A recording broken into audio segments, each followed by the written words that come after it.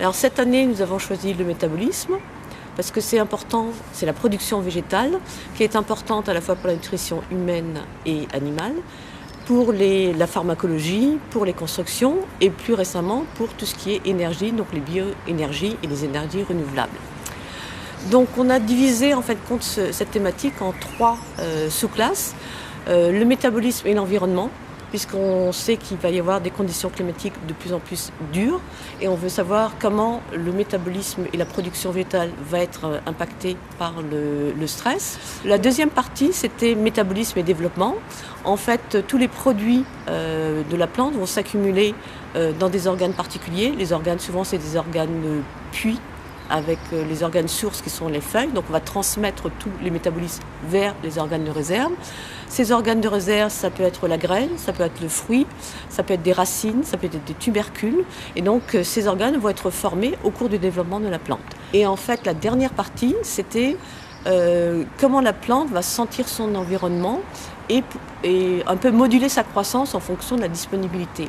Donc là, on avait des exposés qui ont montré l'importance de l'azote, sentir l'azote pour se développer, et aussi un régulateur qui est très important, qui est intracellulaire, qui permet à la cellule, donc c'est des régulateurs TOR, qui permet de comprendre en fin de compte qu'est-ce qui est disponible, est-ce que je vais grandir, est-ce que je vais me diviser, et donc ça c'est le sensing de l'environnement pour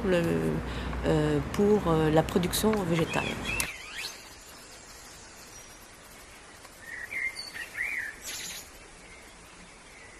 Je me suis passionnée pour cette famille d'enzymes parce qu'en fait, elle est la plus grande famille d'enzymes chez les plantes et ce sont des enzymes qui catalysent toutes les étapes lentes et limitantes dans le métabolisme végétal. Et ça, c'est vrai, en fait, dans toutes les branches du métabolisme secondaire. Ça touche les dérivés lipidiques, les dérivés d'aminoacides, les composés phénoliques et les glucosinolates. Et en fait, les molécules qui sont produites peuvent être relativement simples, comme certains dérivés terpéniques, juste simplement hydroxylés, ou les monolignols, mais peuvent devenir extrêmement complexes, comme par exemple la vinblastine ou le taxol. Et ça, la biosynthèse de molécules de ce type peut faire intervenir entre 10 et 20 cytochromes P450 différents. Les plantes sont des organismes sessiles et n'ont pas de système immunitaire. En fait, le système immunitaire des plantes, c'est la synthèse de molécules de défense. Donc la plante, au lieu de faire des anticorps, fait de la chimie. Elle fait une chimie relativement complexe et les P450 sont des acteurs essentiels de cette chimie.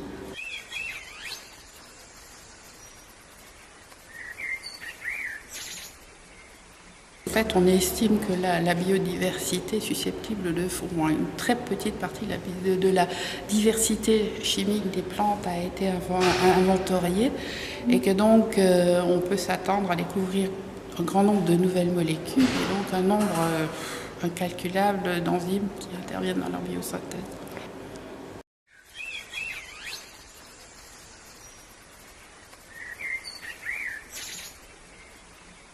En écotoxicologie terrestre, au moins, je dirais qu'on a montré que c'était un bon bioindicateur de la qualité des sols, c'est-à-dire que c'est un paramètre biologique qui va varier selon la qualité du sol et en particulier selon la pollution des sols aux métaux ou aux hydrocarbures.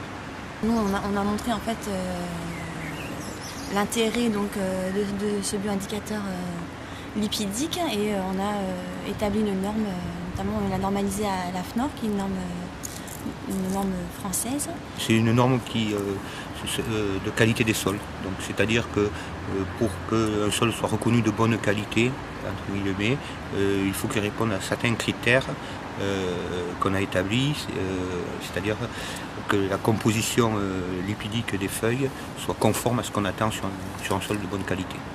Et on a notamment montré que c'était un test qui était très sensible, qu'il était robuste, répétable, reproductible. On a dû faire beaucoup d'expériences en fait, pour montrer qu'il était vraiment bien utilisable. Qu'il était utilisable.